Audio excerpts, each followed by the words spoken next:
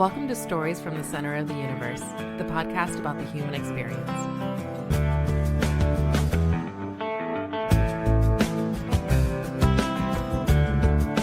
Wayne Elliott, welcome to the Center of the Universe. Thank you, sir.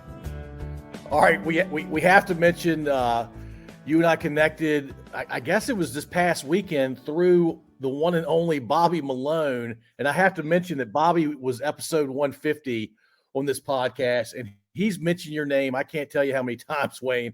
And I guess you tell a story. How'd y'all know each other, and what's Bobby like?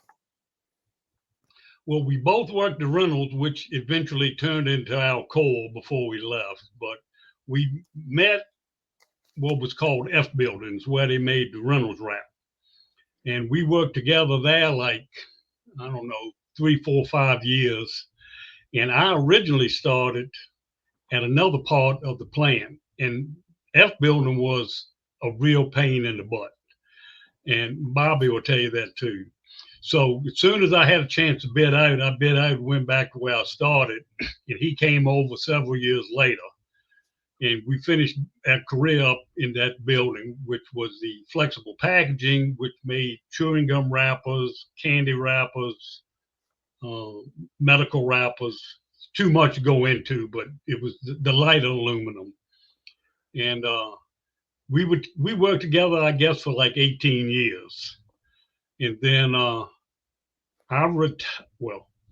quote unquote, retired from Reynolds and moved to Kansas. And I went back the next year and visited and saw him. And then from then on, I tried to send him an email when he was working at the real estate place that he was with. And he never answered me, and I didn't know how to get in touch with him.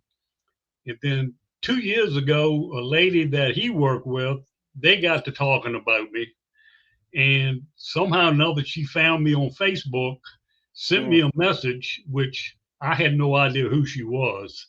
So I didn't know if it was some scam coming about or not. And I answered it, and she said, yeah, this is Bobby's phone number. Call him sometime when you get a chance. And we've been talking the last 2 years, pretty much once a week. But y'all went about 20 years, you were saying before. Yeah, it was 18 to 20 years close to it without talking. Wow, that's crazy. I will tell you, Wayne, and this won't surprise you, but I'm pretty sure Bobby's never sent an email. It wouldn't surprise me either.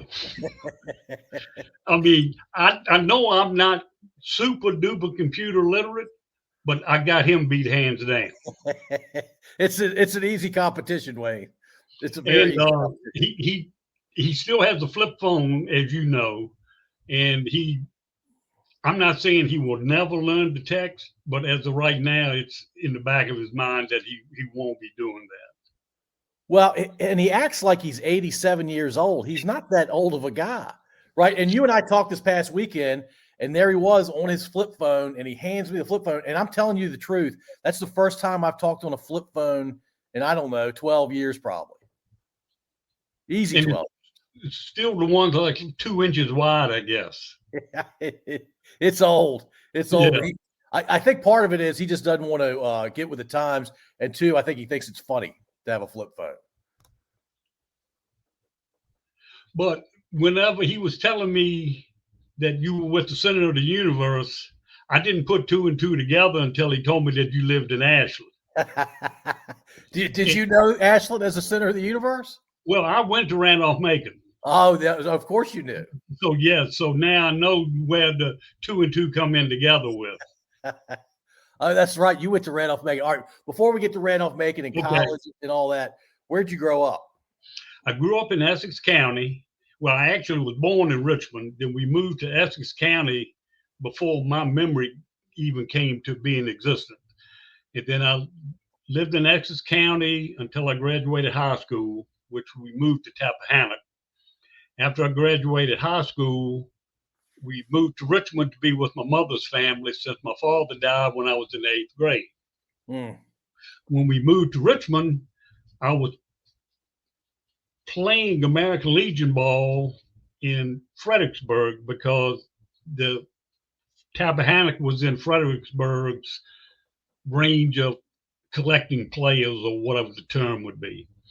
So he ended up talking me into going to Ferrum Junior College. It was junior college then. It's a regular college now. And I went there and played 2 years. And then I transferred to Randolph Macon. When I transferred, all my classes didn't transfer. So my last year, I was 2 credits short. So I went to VCU at night school until I got those, and I graduated the following year. So your diploma's from VCU? No, it's from Randolph Macon. Oh, okay.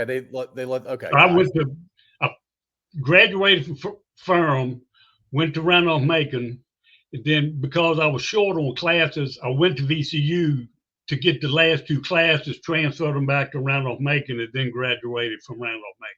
I got you. I flipped it around where VCU was at the end, but it was in the middle. Okay, I got yeah. you.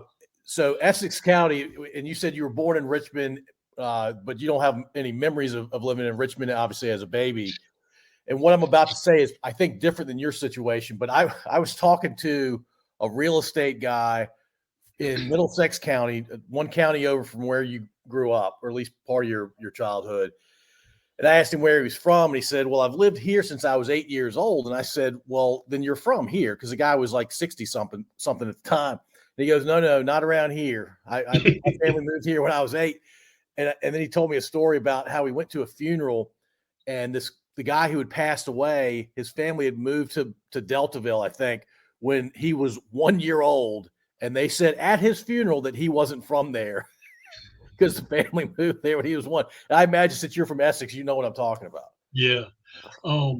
Several years ago, I sent an email to the appraiser in Essex County, and then his assistant, I guess, answered it. And then we started talking back and forth.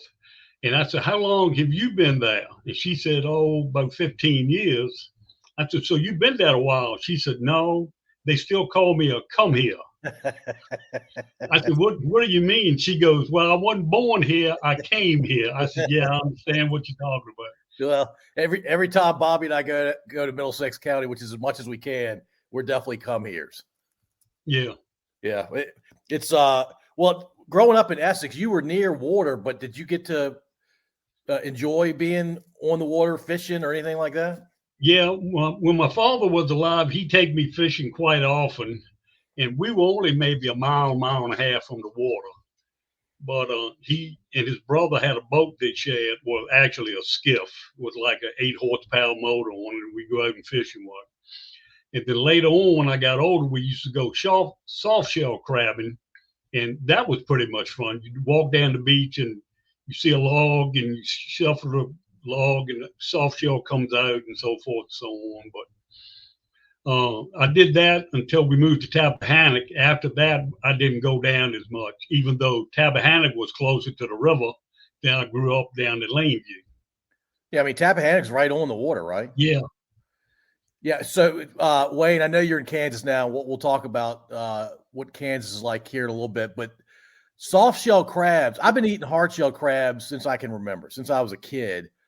I've never had any appeal to eating a soft shell crab. Tell me what I'm missing. Well, first off, you got to get somebody who knows how to clean them. For the most part, you can eat the whole crab, but you got to peel the soft shell back and clean out the lungs, which that's what we call them. The biological term may have a different term for it. And then you got to cut off the face and the mouth and the eyes. And then you just dip them in flour and fry them, and then put them on a sandwich with mayonnaise and a tomato and eat it just like a sandwich. So that way of eating a crab versus picking a hard shell crab, it's a totally different experience, even though it's the same animal. Yeah. Yeah. Okay. Yeah, I call them lungs too.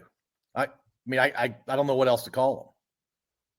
You call them what? Oh, lungs. I call them lungs too. Yeah. I wouldn't know what else to call them. All right. So when you were a kid growing up, it sounds like you were doing some stuff on the water, but what did you spend most of your time doing when you weren't in school or your parents weren't telling you what to do? Well, the guy who grew up down the road from me, he was like 7, 8 years older than I was. And we used to play whatever sport that was in season at the time. So I think that's what probably made me get a little bit more athletic than the normal kids, because I was playing with somebody who was already 8 years older than I was. And then he went into the Army, and I had to start playing with my younger cousins, and we played something called PGB. It was plastic golf ball baseball. And we used to use a broom handle and a plastic golf ball. And usually I had 3 cousins, and since I was at least 5 years older than my closest cousin, I used to play against all 3 of them at the same time. And whenever I would bat, we'd have a ghost runner. If I got a double, I'd get the second. Then I said, well, somebody's on second, and we would just keep playing like that. And then we used to be able to throw the ball to put the people out. And with me being 5 years older, I could really whip it. And they would leave with some welts on their legs and whatnot. I mean, they were really hilarious times. That's how you play. You got to have ghost runners, and you got to be able to throw the ball at them. Yep. Yeah, you're good. You're good. Then, Hey, Wayne, before you go on, hitting a plastic golf ball with a broom handle has got to be one of the hardest things on earth to do. Hitting a plastic golf ball with a broom handle has got to be hard. Yeah, and especially when you throw a curve, and if you throw it fast enough, it gets a rise to it. And then I used to learn to put my fingers on top of the ball and spin it, and it would go in straight and then drop down like it just fell off the table. So just so I understand the kind of ball we're talking about, it was the size of a golf ball, but it had holes throughout it, right? No, it was a solid piece of ball, just solid plastic. Oh, wow. But it was hollow in the inside. I got you. Okay. It was like a practice golf ball that you just hit in your backyard or whatever. Okay, so that was back then. I think the way they make them now, they're holes all in them, but I had never played baseball with that kind of, that size ball. But so you could, if you made contact, you could hit it a good ways. Oh, yeah. I mean, and eventually we got good enough that we used to put electrical tape on it to make it heavier, and we could hit it even farther. Did you ever upgrade your bat? No, actually, when we started with a badminton racket. And then when that got too easy, we went to a cut down regular wooden bat. And then when that got too easy, that's when we went to the broom handle. Oh, so you're using the broom handle to make it harder. Yeah. And to help your eyesight and hand-eye coordination also. All right, so let me ask you a question about ghost runners, Wayne. If you're batting and there's a ghost runner on first and you hit a double, where's the ghost runner? Just one base ahead of me. Okay. All right. Now there's a ghost runner on second. You hit a double. Does he score? Yes. All right. I got you. So you and I grew up the same ghost runner rules, sounds like. So if I hit a ball and they tagged second before I got first, the ghost runner was out. I got you. No, that makes sense. Okay. Yeah, exactly how we played it. And it's funny, when you grow up where there aren't a ton of kids your age around, you gotta be creative with ghost runners. Was baseball the only sport you played? I played football in high school 2 years, and my first year was 9th grade, and we only played 2 games. We went to and we played the same team both times. It was King William. We went to that place first, and then they came to ours. They beat us there, and we beat them at our place. There weren't other teams to play? If they did, they never had us play them anyway. Huh. And then my junior year, I played again, and I pretty much got in on the kickoff and for both ways, and then extra points after the touchdown. But for the most part, I just sit on the bench and watch everybody else play. Well, I mean, you had to be athletic to play baseball. Was it because you were undersized? Well, first off, I'm not fast. I mean, when I was playing in high school, they used to tease me that I'm the only one that could hit a home run and stretch it into a double.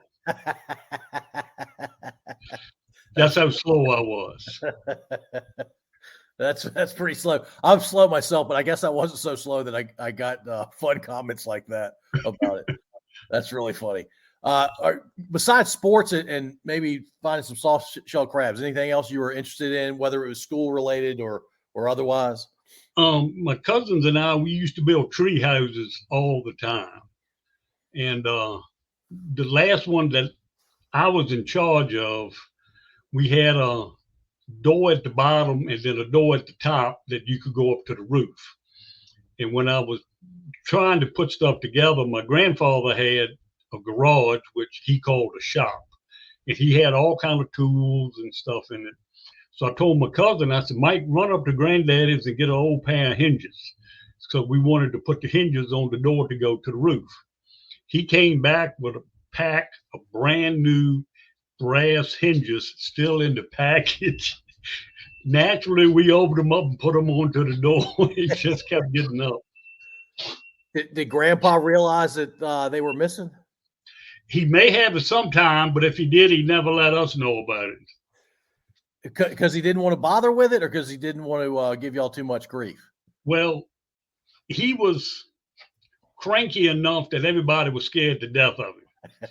So if he said something, we usually just took off running away. So he probably didn't want to have to chase us to be able to say anything about it. So I'm trying to picture your tree houses. It wasn't like there wasn't a Home Depot or Lowe's, but you probably had places, I guess maybe southern states maybe back then had. Where would you get your material? From Grandpa's shed?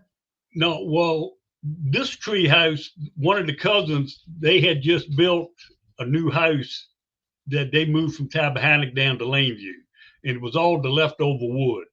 And before the laborers came to clean all the wood up to take it to wherever they take it, we stopped him one day and said, don't take it yet. We want to take as much as we can to make the tree house. So he came back the next day after we got everything we could get, and then we used that extra spare wood to build the tree house. It sounds like laborers didn't care. No. Yeah, they were getting paid one way or the other. Right, and they're probably just going to throw it away anyway, right? Yeah. Probably take it up to the dump. How high was the tree house? Oh, it was about 9 or 10 feet off the ground. That's pretty high. Well, a guy I went to high school with, he had one so high, when I got halfway up, I got scared and climbed back down. I never even hit the tree house. That's how high it was. Wow. All right, so baseball became your thing in high school, it sounds like? Yes. Well, it's been my thing ever since I knew what baseball was. Well, what is it about baseball that you like so much? Well, my father grew up playing it, and I think he probably could have gone pro, but he would rather have stayed around his family and raised a family.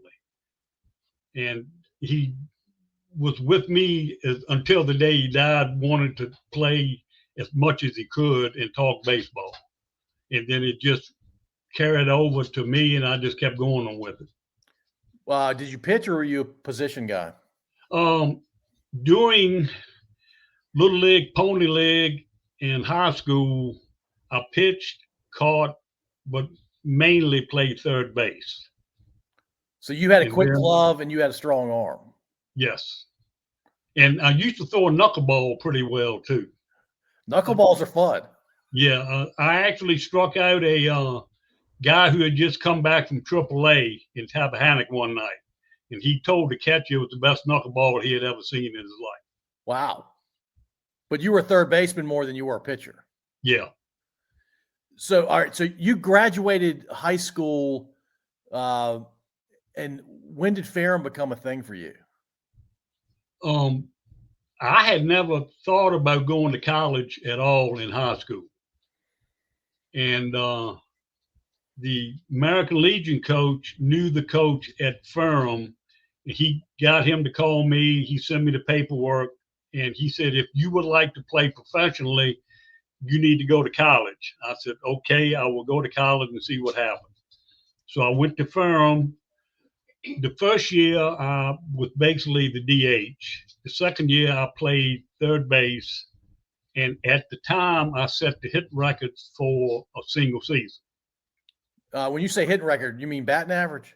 Base hits for the year. Wow, I can't remember how high the batting average was in relationship to whatever the record was. But at that year, it was like 47, 48 hits. We only played like 20 games, I think. So you were batting like 600. I don't think it was that high. It was probably in the low 400s, if I remembered right. Yeah, my math is failing me now. I was going to ask you if you were better in the field than you were at the plate, but it sounds like you were better at the plate, maybe. It depends on how well I was swinging at the time. Did you swing for power? Yeah, we'll get to that a little bit later too. Okay. Well, you were hitting some home runs in high school, it sounds like. Yeah, but our field didn't have a fence, so that's getting back to my slowness. If we had a fence, I probably would have had a whole bunch of home runs there too. But like I said, my speed wasn't enough to let me get around bases to get too many home runs by legging it out. But if you hit one, because I played high school baseball without a fence too, if you hit one over their heads, they're running for a good ways to get the ball because it's rolling away from the infield. You leg some of them out for home runs, though, right? Yeah, I had some, but not as many as the quicker guys would have had if they had used my hit and ran instead of me. Well, were you a bigger guy, or just you just naturally weren't fast? Well, I broke my ankle in the 6th grade, and my left leg is like 2 inches shorter than my right. So I don't know if that had anything to do with it or not. So yeah, that's not helping. Let's just say that was the main culprit, whether it was or not. Did you enjoy your time at Ferrum? Yeah. I mean, it was my mother was sick at the time, and we kept trying to stay in touch, and that's another long story in itself. But it was like a 3.5 or 4 hour drive from Richmond, and it's not like I got lonely because I had friends there, but I was more worried about how well she was doing, being sick as she was. And could you check in with her from a payphone kind of thing? Yeah, they had a payphone on the hall of the dorm where I was at, and we would call each other like once a week just to make sure everything was doing okay. Yeah, and you had family and friends that were watching over? Theoretically. The second year I was there, she had major surgery before I came back, and she kept going to, well, she had 11 brothers and sisters in her family. Oh gosh. So they would take turns watching her for a month. And then the next one would take over and watch for a month. And the next one would take over and watch for a month. And whatever holidays and whatnot, when I came home, I would pick up and we'd go back to the apartment until it was time for me to go back to school again. Yeah, and look, I'm guessing a lot of your aunts and uncles from your mom's side are not around anymore, but some of the siblings were probably better at looking after than others, I'm guessing. Yeah, it was such a big age difference. It was like 20, 25 years from the oldest to the youngest. So the oldest one didn't have the ability to do as much as the younger ones did. Yeah, they were probably in their own way trying to do their best, but yeah, that's a lot, and it's hard, I imagine, to do something where you're really attentive to your sibling for a month, and then you go back to whatever your regular life is. So when you finished at Ferrum, was your mom still around? Yeah, she had surgery in 1974, and she didn't die until 1982. Oh, wow. So she, from that point on, she was in and out of the hospital 3 or 4 times a year because I would come home from school or work, and she had her pancreas completely removed, along with many other things. But because the pancreas was taken out, that made her an instant diabetic, and they never could get her blood sugar straight. So it was nothing for me to come home and her blood sugar had dropped so low that she was just laying in the floor in a coma. Wow. So the first couple times I just picked her up and carried her to the hospital. And then the doctor said, I think you need to let the emergency crew do it. That way they can at least start getting the IVs in her before she gets to the hospital. So from then on, I just called the ambulance. Yeah, and I imagine with medicine of today, if your mom had been a generation or two younger, she would have lived a much longer life, right? I would think. good chance, I would think. Yeah, it's wild. My grandfather didn't have exactly the same thing going on, but he passed away way too young just because the medicine wasn't ready to deal with what he had going on. It sounds like the same thing happened with your mom. Yeah. When you say you lived in Richmond, what part of Richmond? Originally, when we first moved there, it was maybe a mile from the fairgrounds on Ferrum Avenue. Okay. Yeah. And then after halfway through my sophomore year, that summer, she found a place over near Samston that was it's hard to say. It was like they help you with your rent payments. Right. I can't remember the thing is. So we lived over there until I started going to Randolph Macon. And then we ended up moving to, I think it's called Crenshaw Road Apartments. It's right off where you get off 95 to hit 301. Okay. Yeah. And then I finished up Randolph Macon there. And then I got on at Reynolds. And then we stayed there a couple of years and moved back down to the previous apartment so I could hopefully let my mother live there. And then she got worse, so I ended up buying a mobile home. We moved there for a year and a half or so, and then I got married, and my wife at the time said she could live with us, and she lived with us a year and a half before she died. Do you have siblings? Excuse me? You have brothers and sisters? Nope, I'm the only child. So when you were away and mom's sick, that had to be really rough for both of you. Yeah. And I'm surprised she didn't go into coma and then die before I even got back home to check on her. Yeah. Wow. It's amazing based on what you're telling me that she lived until 82. Yeah. I mean, especially with all because they, like I said, they took her pancreas, part of her stomach, part of her liver, spleen, and some of her intestines, I believe. But it was so long ago, I can't remember exactly how much they actually did.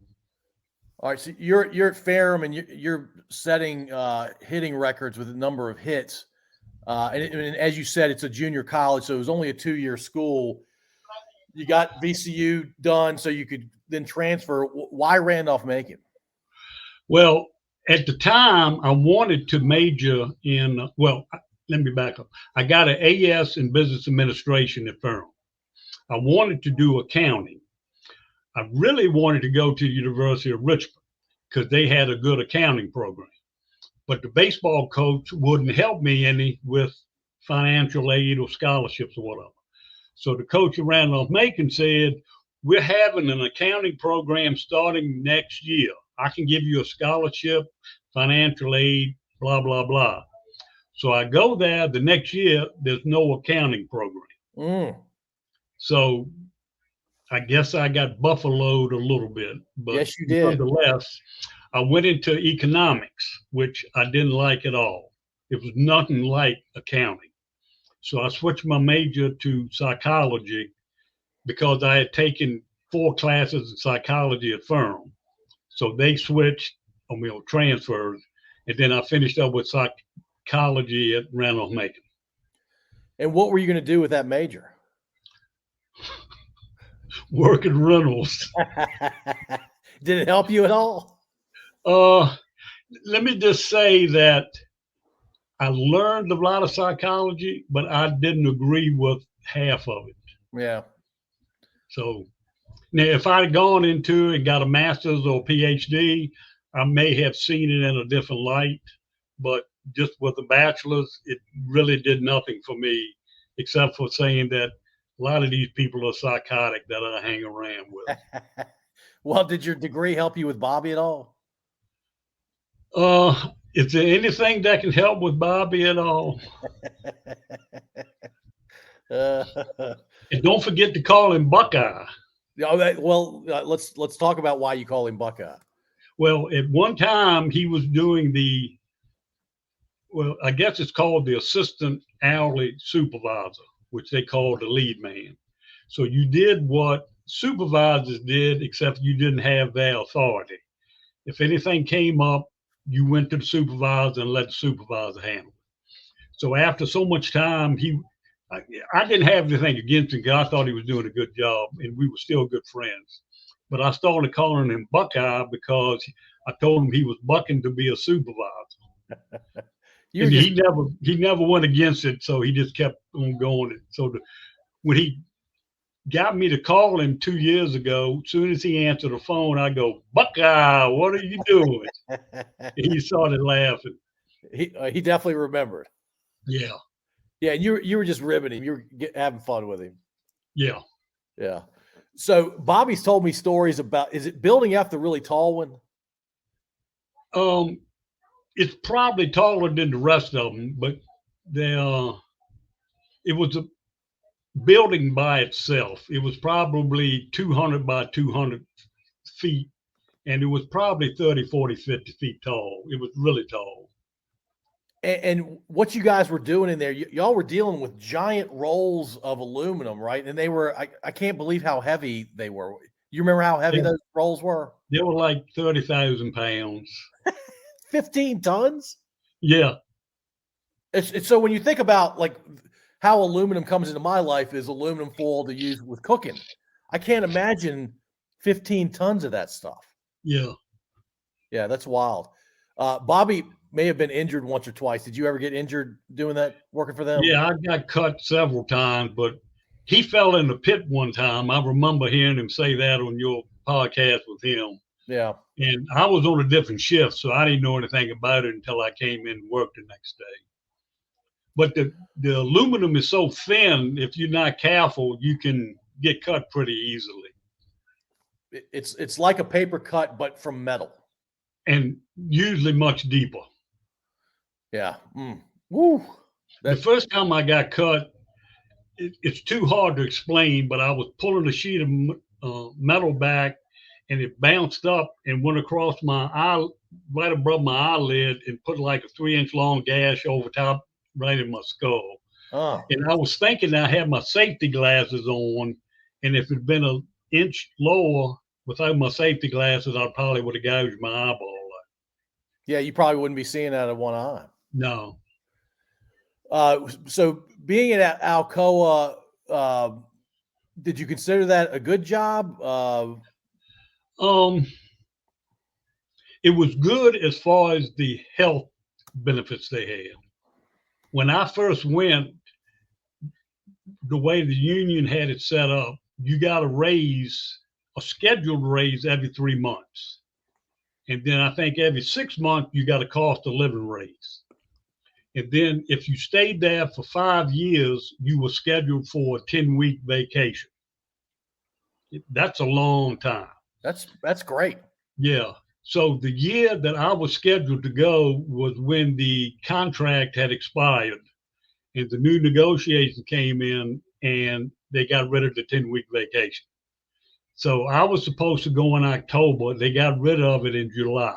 Man. So all I got was paid for the 8 weeks that I couldn't go, along with the 2 weeks that I did get to go. Your timing was awful, Wayne. Yes, it was. Well, let's go back to baseball at Randolph Macon. So it sounds like you were quite the player at Ferrum. Were you that same kind of guy, dominating hitting at Randolph Macon? My junior year, I probably batted maybe 275 with 1 home run, and I still played good defense. The next year, now I'm not saying so, but with all the stuff going on with my mother, that probably didn't help things. But the next year, she was feeling a little bit better, and I started doing wrist curls with a barbell, just to build my wrist and forearms up. The next year, I ended up batting, I think, 388 with 11 home runs, and I finished 5th in the nation with a slugging percentage. Oh, man. Now, guess you know what slugging percentage is. I do. Yeah, so I finished 5th in the nation. Wow. And then I only went to Randolph Macon 2 years, but for quite a few years, I held the career home run record. after only going there 2 years. Oh, So the career record. Yeah, I held the school record going only 2 years. Huh. Well, so what year did you go to Randolph Macon? What years? I started in the fall of 75, and I stopped in the spring of 77. But I graduated in 78 because I had to get my 2 classes from VCU transferred. I got you. So I was born in 68, Wayne, and I can't tell you how many times I went to Randolph Macon campus to play football or to mess around on the baseball field, or we'd go play tennis. I guess they had tennis courts back in the mid-70s over there, maybe not. But I'd go in the basketball gym all the time. And the baseball field and the football field were on the same land, right? Right. Yeah. Did y'all have a fence back then? You did. Well, there was one in left field. Well, there was the fence around to keep people from sneaking into the football games. Right. But as far as the fence for a baseball field, no, there was not one for that. So if I hit a home run there, I had to leg it out again. So I'd say at least half of my home runs were on the road where there was a fence and I could hit it over the fence. You were happy to be on the road. Yeah, I love going on the road. Did Ferrum's home field have a fence? No, did not either. Wait a minute. You went through all that baseball, and whenever you played at home, you never had a fence? Never had a fence at home anywhere. Oh, my gosh. That's wild. Is that common, you think, for guys your age playing baseball? I don't know. Yeah, I don't know either. I never really did a survey on how many people had home field advantage with fences. That's a weird question. Sorry for that. No problem. Yeah, that's wild. So you were a very good baseball player. Did you think about going to the next level? Oh, I wanted to. I went to tryout camps the last 2 or 3 years of college, and what they did was the infielders, they would put you at deep shortstop and then hit your ground ball, and they wanted to see how strong your arm was from deep shortstop to first base. In the last 2 years I went to them. I went to maybe 2 or 3 a year, or in the summer. Yeah. And they would break up the people into 2 groups, a first squad and a second squad. Now, I'm not going to name names, but the third baseman he played third and I played third, but we threw from short. They always made me first team third base over this other guy. And after 2 years, he ends up getting drafted and goes to play professionally. I mean, he wasn't a big name, but I mean, still, I would have just loved to play single A ball and get paid for it. But nonetheless, I found out later that his father was a coach with some organization, which I'm not going to name that too, but it was another one of those cases of who you know and not what you know. Or how well you play on the field. Yeah. Yeah. Yeah. So that's crazy. I mean, it shouldn't be like that at that level. And I don't care what decade we're talking about. And then if you get to the next level, then I can understand that they want to, well, especially if they pay you a big signing bonus or whatever, they go try to make sure they get the money's worth. But like I said, I would have just loved to play 1 or 2 years and just say I played professionally, but never did it. Yeah. And I mean, I guess different people around you, maybe it works out better for you. Who knows? I mean, you certainly can't control it. All you can do is give it your best when you're on the field. But we went to Georgia, I think it was Valdosta. And after the end of my senior year, we made the regional tournament. It was 4 teams, and we went down with like a 285 team batting average, and we thought that we were doing a pretty good deal. When we went down, it was 3 other teams from Georgia, and they had team batting averages of like 335. Mm. So when we got there, we were saying, well, maybe we're not as good as what we thought we were. But anyway, I did hit a home run.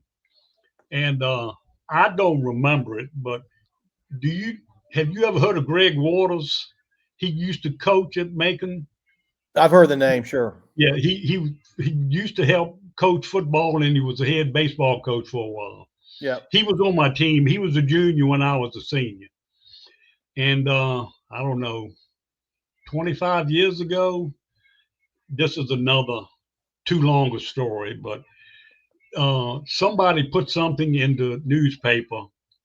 This was when I was living in Montpelier.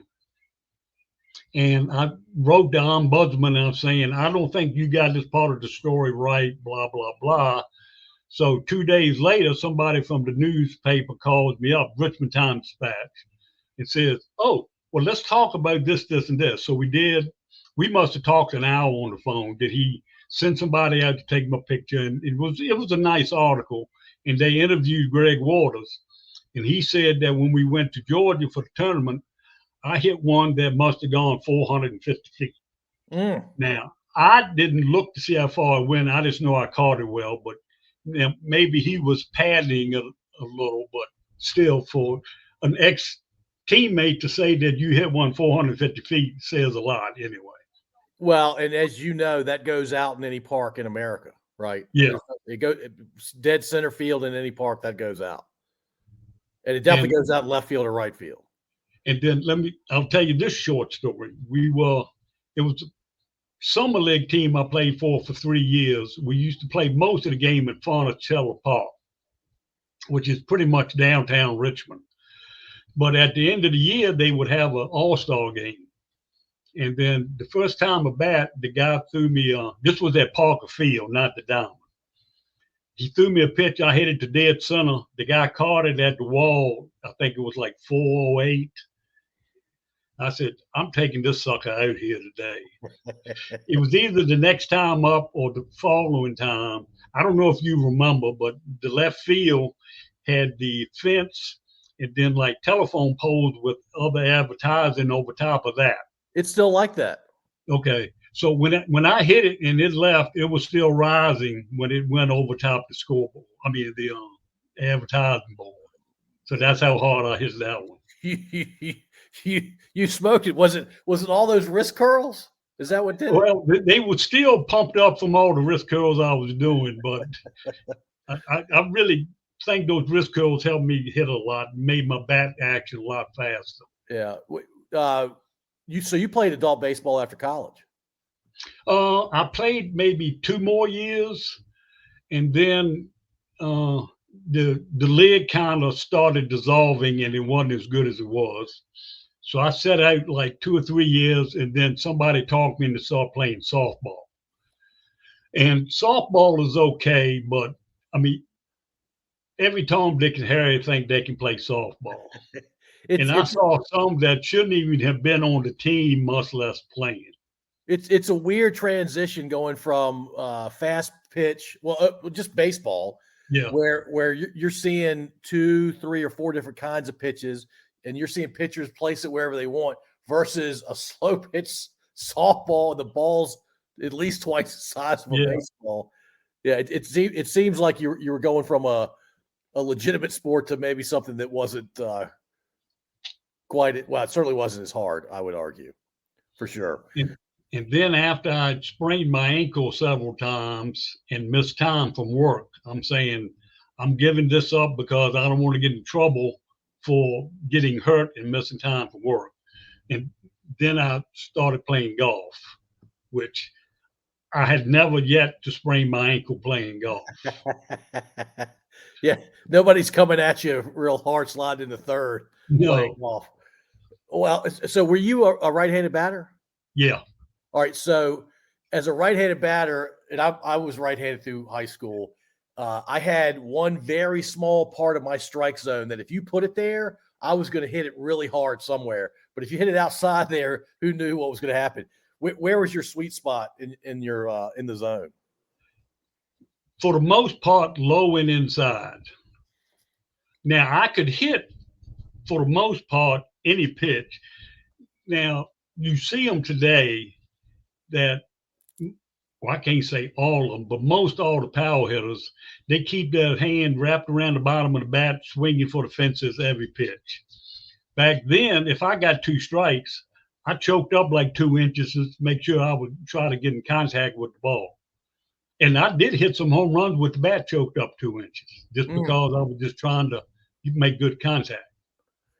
Well, I mean, that's what you were taught, probably. I know I was taught that. Yeah. Coming up. So if somebody threw one inside at your knees, you were going to do some damage with it. For the most part, yeah. Yeah. Did you like fastballs more than anything else? Yeah. Yeah. I mean, I really couldn't find anybody to consistently get it by me. Regardless of whether it was a curveball or a fastball. Yeah. I mean, of course, everybody will strike out, but I mean, for the most part, I didn't strike out a lot. Oh, right. I don't know if you knew a guy named Jim Coates. He played for the Yankees. Yeah, of course. He played for the Yankees organization in the 60s. He was one of the ones that my father played with. I don't know for sure exactly where he lived, but he grew up and played around Warsaw, right across the town, river from Tappahannock. Yep. My sophomore year in high school, the Tappahannock team was playing the Warsaw team. And all over the week of the radio, they kept talking about ex-New York Yankee Jim Coates coming down here to play, blah, blah, blah. I hit a home run off of him. Oh, wait a minute. And he was a professional pitcher. Well, he wasn't then. He had retired by then. Right. But the funny thing about it is after he played for the Yankees, and I think he stopped. There was a team in Seattle Pilots, I think it was. Mm-hmm. And when he retired, my father saw him somewhere, and they got together and this and that. And he gave my father he gave me a couple bats, whole bunch of balls, and a almost brand new glove that he got through playing with. The glove was made out of kangaroo hide. That's how expensive it was. My goodness. And I played with that for like 5 or 6 more years until it just almost dissolved because the leather was so soft. Did you really enjoy playing with that glove? Yeah. I mean, obviously kids growing up where you grew up weren't going to be able to afford kangaroo gloves, but if your dad happened to know a major leaguer, that's cool. So I guarantee you, he had no idea years later you'd hit a home run off of him. Well, even after the game, when we going around talking and shaking hands, I showed him the glove because I was playing with it the night we played. I said, "You remember this glove?" He goes, "Yeah, I sure do." So, whether he did or not, I don't know, but he said he did. He's probably the most famous person to ever come from Warsaw, I'm guessing. Probably. Yeah, that's wild. All right, so Wayne, you're out in Kansas these days, and the only thing I know about Kansas is it's flat, and you've got the biggest, and it's not necessarily close to where you live in the southeast corner, but Fort Leavenworth is there, and there are a bunch of, I think there's at least one other federal prison there, and like a couple state prisons. Like they really know how to lock people up and keep them in. That's what I know of that part of Kansas, and then. As far as I knew, the rest of Kansas was the Kansas Jayhawks and the Kansas State. What's their? I can't remember their mascot. Man, that's bad that I can't remember their mascot. But anyway, the rest of the state, I assume, was just cornfields and wheat fields and that kind of thing. Am I wrong? You're pretty close. All right, so tell me what it's like living in the southeast corner of Kansas, because I have no clue what that's like. Well. One good thing they got is called Big Brutus. It's the largest, I think, electric steam shovel in the world. They used to do a lot of coal mining, and they had them in pits. And there's a whole bunch of state-owned land now where they dug the pits, and they use them as hunting and fishing preserves now. And some of the pits are like 100 feet deep. Yeah. So if you want to get rid of a body, all you got to do is go to the pit, and they'll never find it for many a year. You're not saying that's ever happened in that part of Kansas? Oh, yeah, I'm saying it has happened. I don't know anybody personally, but I've seen stories and whatnot. So what do people do for a living around there? There are a few factory type environments. There's a place, well, like I said, it's where I am, it's 15 miles from Oklahoma and 15 miles from Missouri. So you got all three states that you can actually work. But most of the working, I guess, is farming and cattle and stuff like that. Yeah. But there's a mattress business in Carthage, which is just north of Joplin, where they make mattresses 24/7, 7 days a week. And Yeah, somebody's got to make them. There's so many mattress stores in Virginia that I don't know who all these people are buying these mattresses, but they're buying them. yeah. And I worked there for 2 months until I got on with the county, and they would put like 20 of them together. It was just the springs, not the whole mattress. And then they would squeeze it and put 20 of them together, and it'd only be like 6 inches wide. Mm. And then they would put like this metal clasp around it to hold them together. So you could imagine what would happen if one of those clasps ever broke. Somebody's with 20 getting hurt. mattresses flying everywhere. Somebody's probably getting hurt. Yeah. You mentioned Joplin. The only thing I know of Joplin was that horrible tornado that came through there, I don't know, 15 or so years ago. Joplin's what? Maybe 50,000 people? Like depending on what sign you look at and when you look at it. But yeah, it's 50 to 60,000 for the most part. So it's a small city, you would say? Yeah. Yeah. And then how far from Tulsa are you? Hour and a half, give or take. And I've gone there and taken flights to go to Richmond and whatnot. So that's the closest decent airport. Joplin actually has one, but it only has one airline. That's United. At one time, they had American, and I guess they fight for the business. And then the last time I checked to come to Richmond, you would leave Joplin, go to Dayton, Ohio, then to Chicago, then to Charlotte before you even hit Richmond. So I think it'd be quicker to drive than to go through all of that. It might be quicker to ride a bicycle. Yeah. So these days, when you and I were talking the other day, you said don't do a whole lot physically because your body's not what it used to be, but you do a lot of reading. Yeah. What kind of reading are we talking about? Well, right now I'm reading James Patterson. He's does a lot of detective work in whatever the figuring out who killed who and who stole what and whatnot. I used to read a whole lot of World War II stuff because my father served in the Pacific during World War II. And he has 2 flags also that I don't know where he got them, but they were Japanese flags. And they have one's the rising sun, and the other one has the rising sun with the beams or rays of light going out, and everybody that was in his battalion had their name on it. Was he an Army guy? He was Army, and he was in the Corps Engineers. He built bridges and when they had time, and then fought whenever they were being attacked.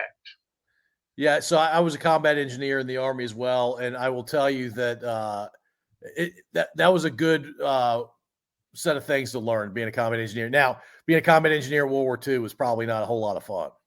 No, nothing in World War II was probably a lot of fun. I can't imagine. Did he tell you any stories when you were a young kid? He told me some, but by the time he died when I was 13, maybe I couldn't remember them all. I know he said that one time they were building a bridge during the daytime. The Japanese would come at night and blow it up.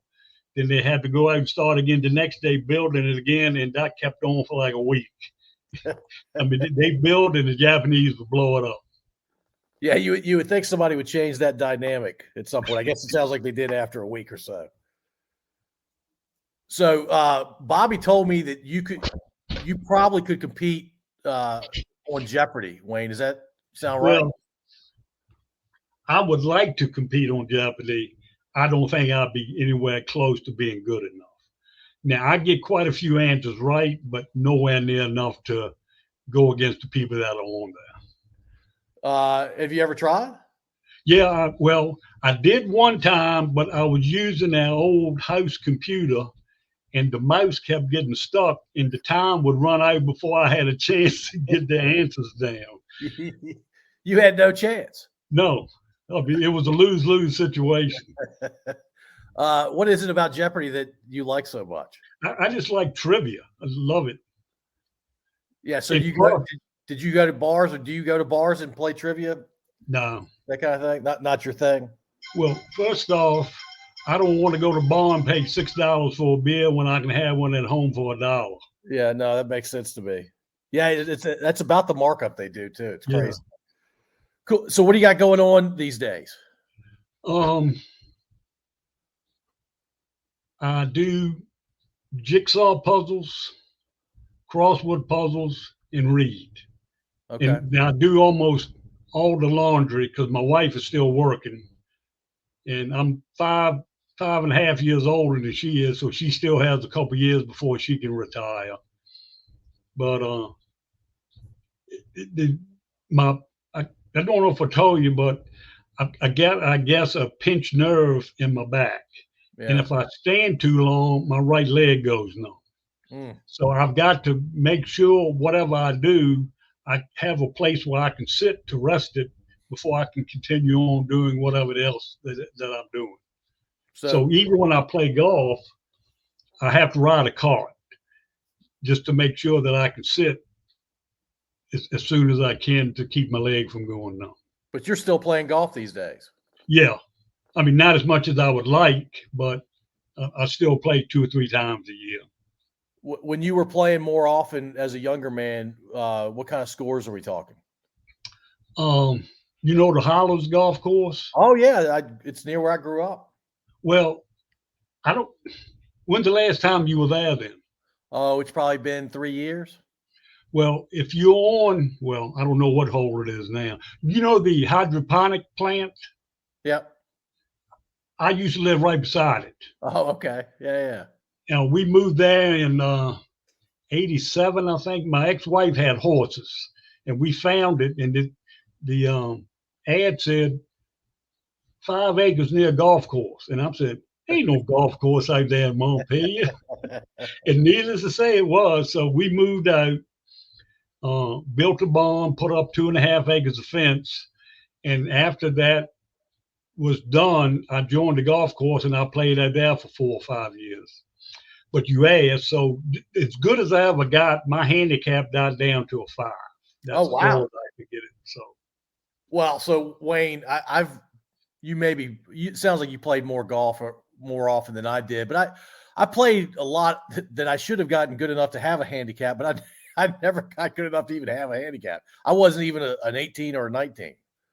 Well, when I played at the Hollows, they had a computer that you would go in, punch in your player number, lack of a better term, and then you would put your score in, and it automatically generated, and once a month it would print out a ticket, and you would just stick it on your card with your last month's handicap on. When you were playing there, was it 18 holes? Yeah. Because I think they've got 27 holes out there. Well, when I was there, it was living in Montpelier, it was 18. When we moved back to Glen Allen, they put the other 9 in. So I did play some after they put the other 9. I think it's called the road course, lake course, and cottage course. That's exactly right. Yeah, that's good memory. Because you haven't been there in a minute, sounds like. I haven't seen my old place probably 20 years, I guess. So how many, you said y'all had a horse farm. How many horses did y'all have? Well, I wouldn't call it a horse farm, but we moved out and she just had her one horse. Oh, okay. And then the guy who helped me build the barn, she told him that his daughter could bring whatever horse she got and let it stay free since he helped build the barn and everything. So she got a horse from somewhere. So we ended up having 2. And then one of her friends, something happened and she let her friend keep the horse there for a while. So at one time we had 3 different horses. And what were they doing with the horses? Were they riding them? Yeah, they would go to dressage shows. Okay. I mean, I had no use in the world at all for a horse. Yeah, I don't understand the whole horse racing and the horse showing that it sounds like your ex-wife was doing. I mean, they're beautiful animals. There's no question about that, but I don't know that I need to be around them. One day I wake up and she's at the barn and I go down and she said, lead this horse out. I'm going to lead this one because it's really antsy. So mine looked like it was still half asleep. So we get to the pasture, I turn it around and the other one's bouncing up and down and everything. She said, don't let go of yours. I said, okay. So it just so happened there was a rustle. I think a squirrel jumped out of the tree into the leaves.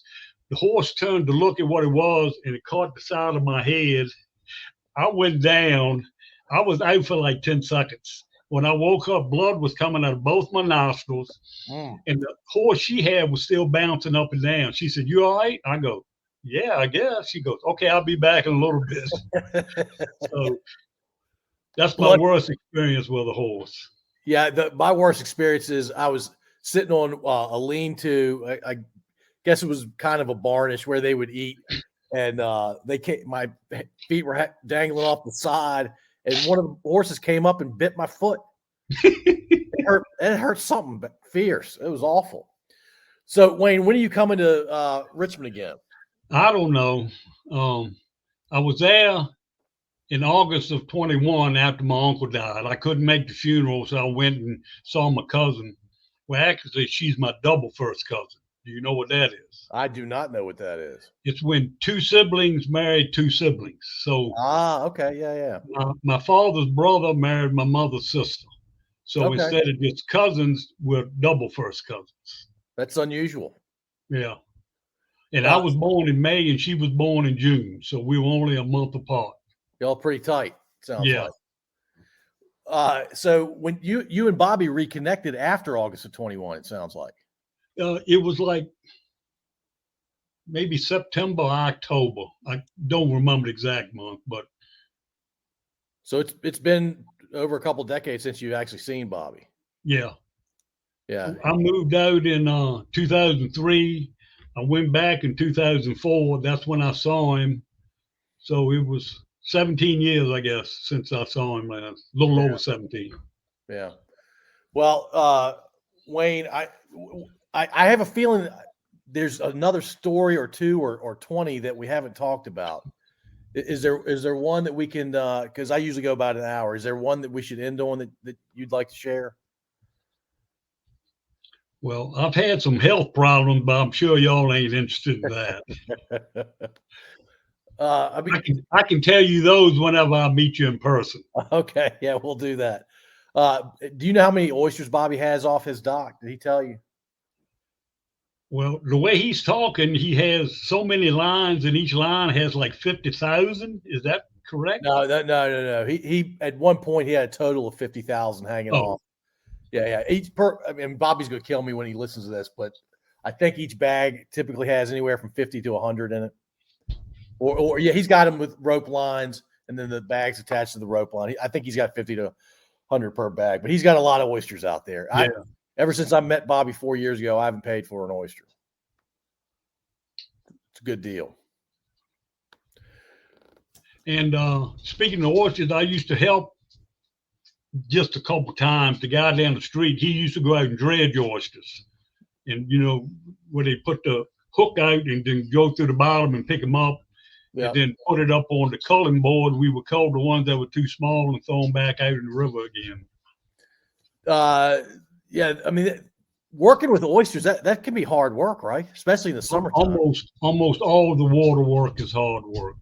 Crabbing, oystering, just a lot of work. Tough people. Yes. So my son this past summer worked at there's a little oyster, I don't know what to call it. I'll call it an oyster farm right there where the river and the creek that Bobby and I are on meet. And after the first week, he said, "Dad, I didn't know whether I was going to pass out or get sick. I was so hot being on the water most of the day." I said, "You're getting used to it. You'll be fine in week 2." But he said it's the toughest job he's ever had. It can be tough. And he's 22 now. All right. Well, Wayne, when you come to Richmond, you got to certainly, I imagine you're going to let Bobby know, and Bobby will let me know, but we'd love to meet you in person. Yes, sir. Sounds good to me. Yeah, and I appreciate talking to you. And Bobby has been bringing you up, being on the podcast for I don't know, 2.5, 3 years now, and so we finally got it done. And my hearing aids helped. Absolutely. Well, I appreciate you doing it, man. Yes, sir. Thank you. Thank you for listening. If you enjoyed this episode, please subscribe to wherever you listen to podcasts. We'd also really appreciate if you'd rate and review us. You can find us at scodupodcast.com.